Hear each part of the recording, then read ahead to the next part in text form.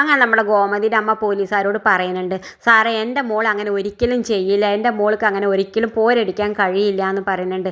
ഞാൻ നിങ്ങളുടെ കാല് പിടിക്കാം, ഞാൻ നിങ്ങളുടെ മുന്നിൽ എന്ത് വേണമെങ്കിലും ചെയ്യാം, എൻ്റെ മോളെ ഒന്ന് വിട്ടു തരും, എൻ്റെ മോളെ കൊണ്ടുപോകണ്ട എന്ന് പറയുന്നുണ്ട്. ആ സമയത്ത് നമ്മുടെ പോലീസുകാർ പറയുന്നുണ്ട്, നിങ്ങൾ നിങ്ങളുടെ മകൾക്ക് വേണ്ടിയിട്ട് എൻ്റെ കാലും എൻ്റെ മുന്നിൽ കൈ കൂപ്പണമൊക്കെ ഇല്ലേ, അതുപോലെ തന്നെ ദേവി ഈ വീട്ടിൽ എന്തൊക്കെ അനുഭവിച്ചിട്ടുണ്ടാവും, അവൾ നിങ്ങളുടെ മുന്നിൽ എത്രയൊക്കെ കാല് പിടിച്ചിട്ടുണ്ടാവും, പക്ഷെ നിങ്ങൾ അതൊന്നും വക വയ്ക്കാതെ അവളെ പോരടിച്ചതല്ലേ എന്നൊക്കെ പറഞ്ഞിട്ട് നമ്മളെ ഗോമതിനെ പോലീസ് അറസ്റ്റ് ചെയ്ത് കൊണ്ടുപോകുന്നുണ്ട്. പിന്നെ കാണിക്കണം നമ്മുടെ ആനന്ദിനോട് നമ്മുടെ പോലീസുകാർ ചോദ്യം ചെയ്യുന്നുണ്ട്. ആ സമയത്ത് നമ്മുടെ ആനന്ദ് ഞാനതൊന്നും ചെയ്തിട്ടില്ല എന്ന് പറഞ്ഞ് എതിർക്കണ സമയത്ത് നമ്മുടെ പോലീസുകാർ പറയുന്നുണ്ട്, നീ ഞങ്ങളുടെ മുന്നിൽ ഇത്ര എതിർക്കണ സമയത്ത് പാവം ആ പെൺകുട്ടിയെ നീ നിൻ്റെ വീട്ടിലിട്ടിട്ട് എത്ര മാത്രം കഷ്ടപ്പെടുത്തിയിട്ടുണ്ടാവും, ഞാൻ നിന്നെ കാണിച്ചു തരാടാന്നൊക്കെ പറഞ്ഞിട്ട് നമ്മുടെ പോലീസുകാർ നമ്മുടെ ആനന്ദിൻ്റെ മേക്കെട്ട് കയറുന്നുണ്ട്. ആ സമയത്താണെങ്കിലോ നമ്മുടെ ഗോമതിനെയും കുട്ടിയോളേനെയും എല്ലാവരെയും പോലീസ് കസ്റ്റഡി എടുത്തിട്ട് പോലീസ് സ്റ്റേഷനിലേക്ക് കൊണ്ടുവരുന്നുണ്ട്. ഇപ്പോൾ എല്ലാവരും പോലീസ് കസ്റ്റഡിയിലാണ്.